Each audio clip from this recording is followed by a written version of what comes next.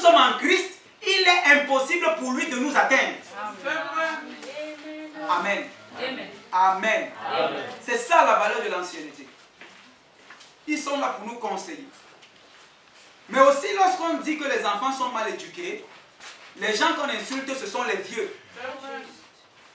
Parce que si elle dit à un enfant, tu es mal éduqué, ce n'est pas lui que j'insulte. Ce sont ses parents. Lorsque les enfants ont insulté Élisée le prophète, à cause de sa calvitie, pour punir, Frère Branham dit c'était pour punir les parents, que Dieu a envoyé les bêtes sauvages les dévorer. Parce que c'est l'éducation des parents qui les a rendus comme ça. Bon, lorsqu'on dit que les jeunes là sont mal éduqués, amen. La question que je pose, c'est qui les a éduqués? Et comment? Vous êtes avec moi? Amen. Vous êtes avec moi? Amen. Amen. Moi je dis c'est un phénomène normal sur lequel on ne devrait même pas s'attarder. Et on manifeste. Oui. Si nos papas ne se rebellaient pas dans les dénominations là, moi je n'allais pas passer le temps. Mais lorsqu'ils se rebellaient, on les targuait de tous les noms. Parce que pour tout changement, il y a guerre.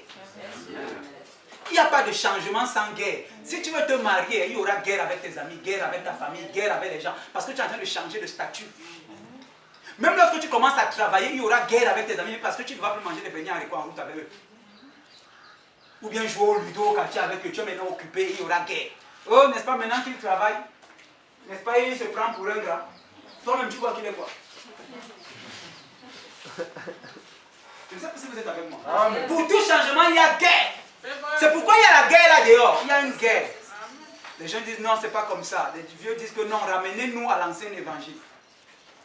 Mais ils oublient que ce qu'on appelle ancien aujourd'hui était nouveau en leur temps. Lorsqu'ils disaient non, il y a un homme qui a dit, Branham, la colonne de feu était sur sa tête, c'était nouveau en 1967. N'est-ce pas que c'était nouveau?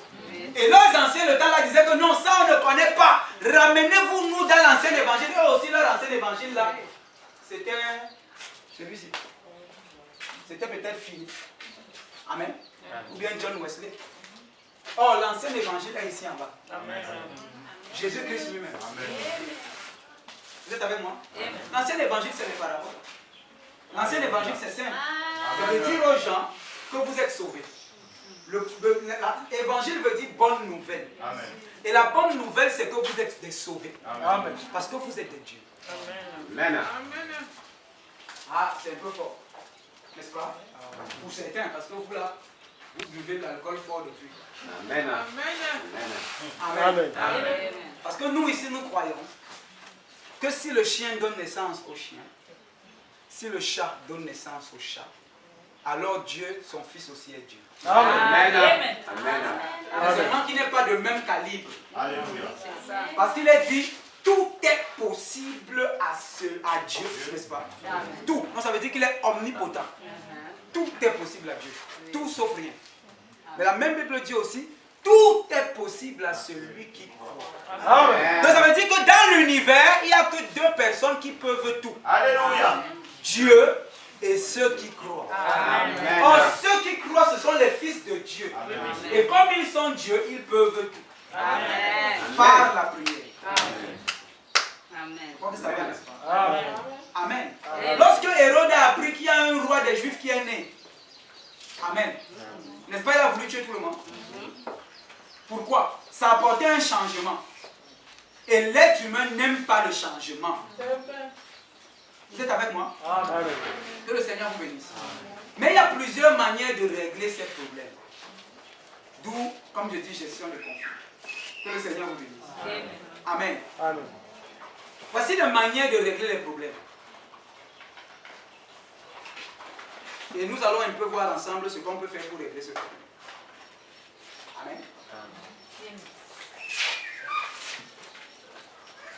La première stratégie, c'est l'imposition. C'est-à-dire qu'on impose. Les jeunes là, taisez-vous. On ne vous donne plus la chair jusqu'à ce qu'on meure tous. Après, on verra qui Dieu va susciter. Amen. ou bien les vieux là, arrêtez tout. Mais nous sommes ensemble, nous sommes quand même d'accord que ça ne vaut pas la peine. Ça ne sert à rien. Parce que dans l'imposition, ce n'est pas gagnant-gagnant, c'est gagnant et perdant. Amen. C'est ça. Abraham pouvait dire à l'autre, prends tes clics et tes claques. Rentre là où j'étais pris en Ur, en Chaldée. Hein? Ou bien il pouvait lui dire, reste là.